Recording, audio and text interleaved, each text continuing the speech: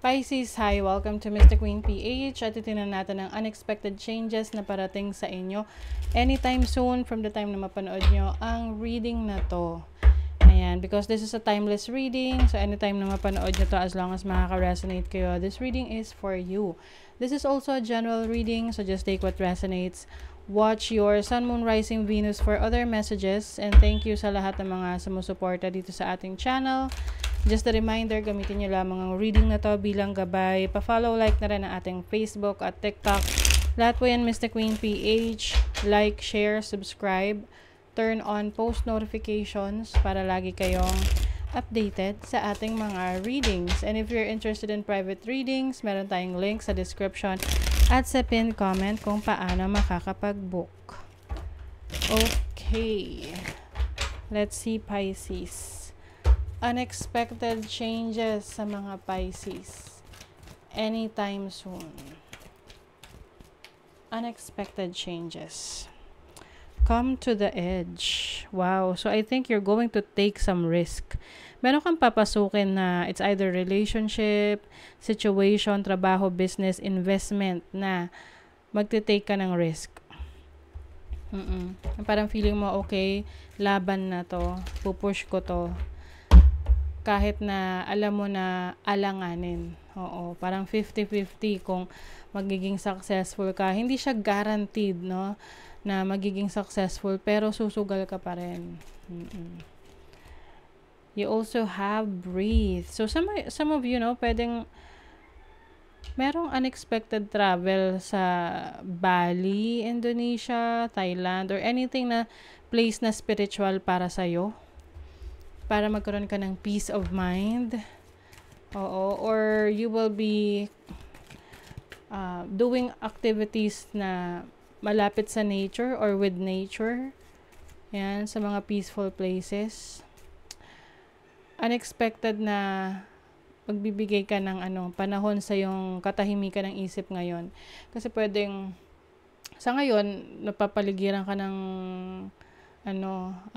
drama, magulo sa buhay. Pwedeng tao sa buhay mo, situation mo. And unexpected, you will maghanap ka ng situation or place na makakapag-isip ka ng maayos. Round and round. Pwede kasi ngayon, maraming gumugulo sa isip mo, paulit-ulit na nangyayari. Pwedeng may mga cycle ka na i-break. Oo, yung tipong halimbawa, lagi ka na lang late sa trabaho. So, gusto mo na maging maayos na yung performance mo sa trabaho. So, you're going to break that cycle na paulit-ulit lagi kang late. Ngayon, you will have more discipline. Para ma-achieve mo yung goal mo. And, of course, importante dyan yung dedication mo. 'Di ba? Na i-pursue ano man tong gusto mong baguhin sa sarili mo na alam mong cycle na paulit-ulit at hindi nag-i-improve. So ngayon mas malakas rin yung loob mo na sumubok ng bago. I feel like you are stepping out of your comfort zone. So kung dati ang comfort zone mo lang is being an employee, no, na okay na sa'yo yung merong sinusweldo, kinsenas, katapusan. Pero na-realize mo na sumubok sa mag-take ng risk pagdating sa business. So, yeah. You're stepping out of your comfort zone.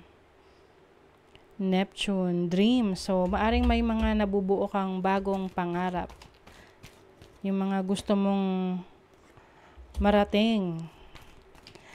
I feel like this is becoming more spiritual for you, Pisces. Kasi meron na kayong gustong i-accomplish para sa future ninyo. You are following your destiny. Parang ayaw nyo na sa isang routine na paulit-ulit yung ginagawa. Na nag-e-expect kayo na may ibang resulta. So, kaya ngayon, meron kayong babaguhin para yung resulta magbago rin.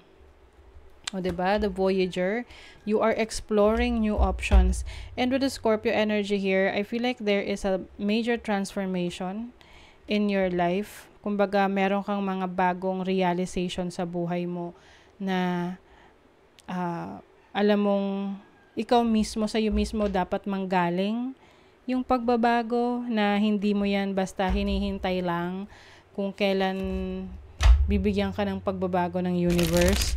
It's about you creating the change that you want in your life. You're going deep, no? Kumbaga, mas lalo mong nilalaliman ang pagkakakilala mo sa sarili mo. Yung iba sa inyo, merong i-explore na spiritual beliefs, belief system, yung tipong mamumundok or pupunta sa ibang lugar para mas lalong lumalim yung pagkakaalam nyo or pangunawa nyo sa isang relihiyon. Yung iba naman, pwedeng meron kayong susubok na kayo ng trabaho sa ibang bansa. Lalo na kung meron talagang offer sa inyo, tapos nagkataon na you feel bored, you feel na it's time to make that change. Tapos tumiming naman na merong opportunity na makapag-abroad or makapagbago ng career mo. And I feel like you are following your dreams now, no? Dati kasi just to get by, para lang meron kang maipangrao sa araw-araw habang nag-iisip ka kung saan mo gustong dalhin yung buhay mo, 'di ba? At least productive ka pa rin. But I think ngayon mas importante sa iyo kung saan ka masaya, saan ka mas nag-grow. Ayan. 'Di ba? 4 of Cups, yung iba hindi na kayo kontento sa situation nyo. Maaring meron kayong iniwasan na learning opportunities like may training, may seminar, tapos iniisip nyo, ay, sayang lang oras ko dyan.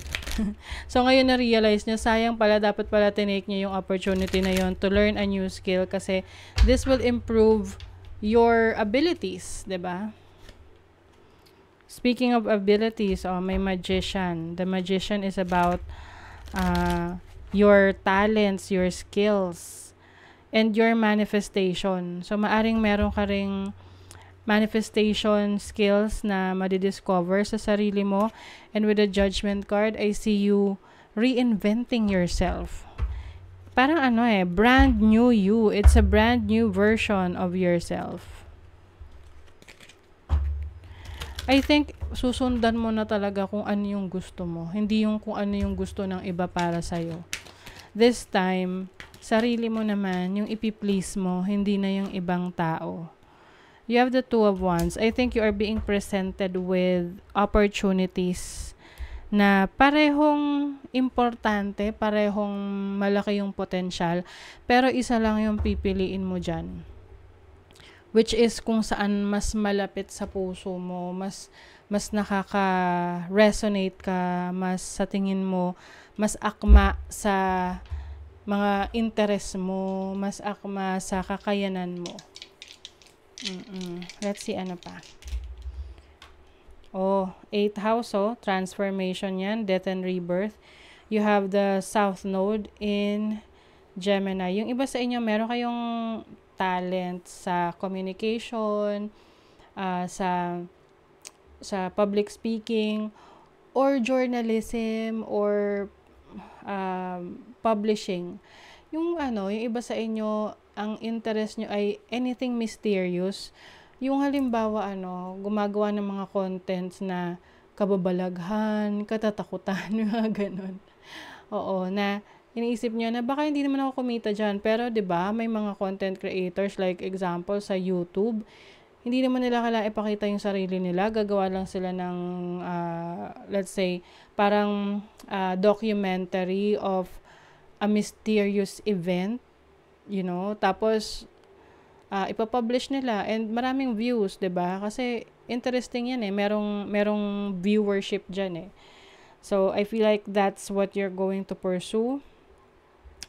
Definitely rebirth, no? Malaking pagbabago. Kumbaga, i-reinvent mo yung sarili mo rito. Let's see, ano pa. Discord among friends and family. So, pwedeng magkaroon ng misunderstanding sa family, lalo na sa mga choices na gagawin mo ngayon. Lalo na kung hindi nila naiintindihan yung mga gusto mong i-pursue sa buhay. Pero meron ka mga problema na mabibigyan mo ng solusyon. Yung tipong mariresolve na lang on its own. Money or property through an inheritance, winning or windfall. Wow, ang ganda naman ito, Pisces.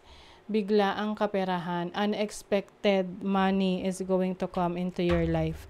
Pwedeng mamanahin, pwedeng may napalalunan ka. Oo. Or meron kang opportunity na magbibigay sa inyo ng tuloy-tuloy na kaperahan. Wow, ang ganda. Okay, so that is your reading, Pisces. Thank you so much. Bye.